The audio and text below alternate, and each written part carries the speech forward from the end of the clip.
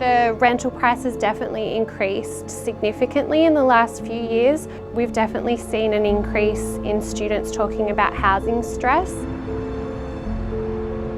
Specifically international students, we often find it more difficult to find homes that are affordable and know about the resources that are available to find homes in Melbourne or in the suburbs.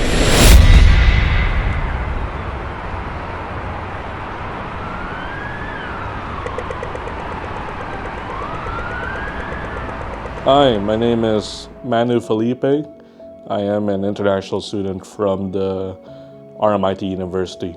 I am 20 years old, Filipino, on my second year, halfway through my degree.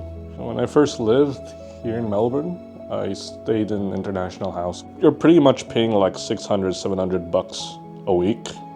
And what you get was pretty much a cubicle with no bathroom. Got to share a bathroom with everyone else. It's pretty expensive and it wasn't really worth it for me, so now I live in a student accommodation, which is a lot nearer to my university. I'm paying in my accommodation, I'm paying around $399 a week, so that's like $1,569 a month. My name's Jenna, I'm a social worker and I run the student drop-in centre called Compass, which is where we are. In terms of rental prices, I think they've doubled, tripled in the last few years, and that's putting a lot of stress on international students specifically. We've kind of found that the research that we've done shows that the information online doesn't accurately describe how expensive rentals are in Melbourne. And often students come with an idea of being able to spend, $100, $200 a week on a rental, and it's more like $500, $600 at the moment. The former accommodation that I lived in was pretty far from RMIT. That meant I had to pay for trams, and at that time, one-way tram to the city was around $5. So I pretty much had to pay $280 on transpo. Often students who are experiencing housing stress, so not able to find rentals or being kicked out of rentals or not having a certain lease agreement in place, we often find that that stress increases students' symptoms of anxiety or depression. So specifically, we find that students who are having housing stress then have mental health stress, that then leads to study stress as well. Our service provides information about where to look for housing, about where to go if things aren't going well with housing, so such as legal services, or the tenants union is a really great resource for students to have. We also provide information about different websites that people can search on to find rentals. We can talk about how to make those rental applications with students.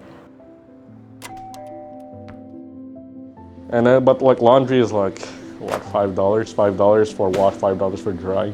I mean, I've seen some people like wash their clothes for like a week. They shell out like 50 something bucks per month on laundry.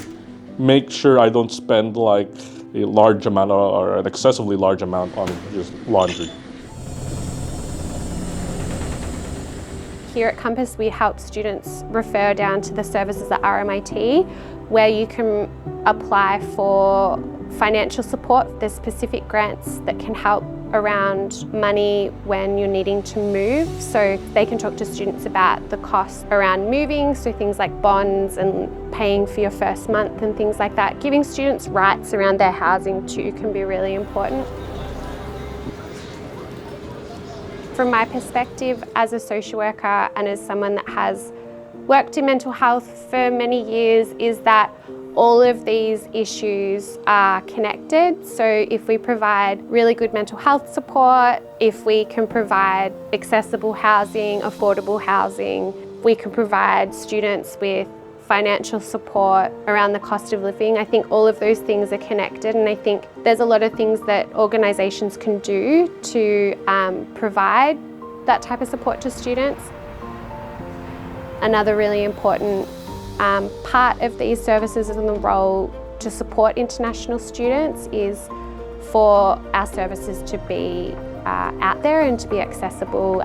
We often find the best way to get messages out are through students telling other students. So I think that's something that, lots of organisations can do to kind of help international students.